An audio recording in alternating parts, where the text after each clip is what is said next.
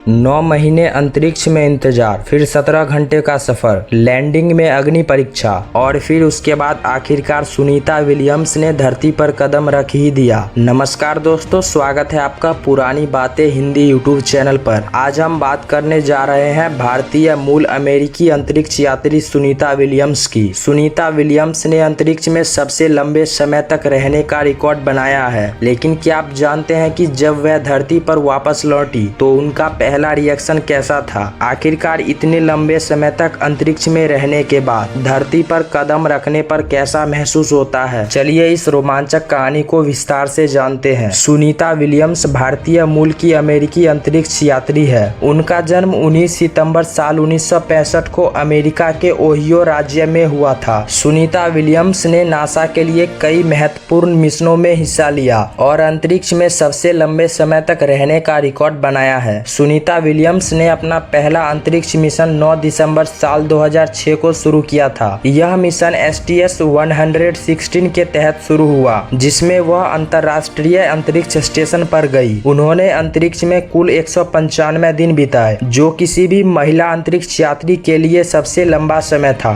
ये बात तो आप सभी जानते हैं कि अंतरिक्ष में रहना कोई आसान काम नहीं। वहाँ ग्रेविटेशन यानी गुरुत्वाकर्षण नहीं होता, जिसके कारण शरीर को कई तरह की चुनौतियों का सामना करना पड़ता है। सुनीता ने अंतरिक्ष में रहते हुए कई वैज्ञानिक प्रयोग किए और अंतरिक्ष स्टेशन की मरम्मत के लिए स्पेस वॉक भी की। साथ ही उन्होंने अंतरिक्ष में मैराथन दौड़ भी पूरी की, जो एक बहुत बड़ा उपलब्धि थी। 22 जून साल 2007 को सुनीता विलियम्स धरती पर वापस लौटी। उनका अंतरिक्ष यान कजाकिस्तान के स्टेमी इलाके में उतरा। जब वह धरती पर वापस आई तो उनका पहला रिएक्शन काफी भावुक था। उन्होंने कहा कि धरती पर वापस आकर उन्हें ऐसा लगा जैसे वह एक नई दुनिया में आ गई हो। धरती पर वापस आते ही सुनीता विलियम्स ने अपनी पहली प्रतिक्रिया में कहा, यह बहुत अद्भुत है। मैं धरती की गंध और हवा को महसूस कर सकती हूँ। उन्होंने यह भी बताया कि अंतरिक्ष में रहने के बाद धरती पर चलना और खड़े होना भी एक चुनौतीपूर्ण अनुभव था। और साथ ही दोस्तों, आखिरी बार सुनीता विलियम्स 5 जून साल 2024 को अपने साथी बुच विलमोर के साथ बोइंग स्टारलाइनर में बैठकर इंटरनेशनल स्पेस स्टेशन के लिए रवाना हुई थी। यह मिशन केवल 8 दिनों के लिए था, लेकिन तकनीकी समस्याओं के कारण उनका प्रवास 9 महीनों तक बढ़ गया। यह नासा और बोइंग के लिए एक ऐतिहासिक मिशन था, क्योंकि यह पहली बार था जब स्टारलाइनर स्पेसक्राफ्ट मानव मिशन के लिए इस्तेमाल हुआ। भारतीय समय के अनुसार 19 मार्च साल 2025 को जब वह धरती पर वापस लौटी,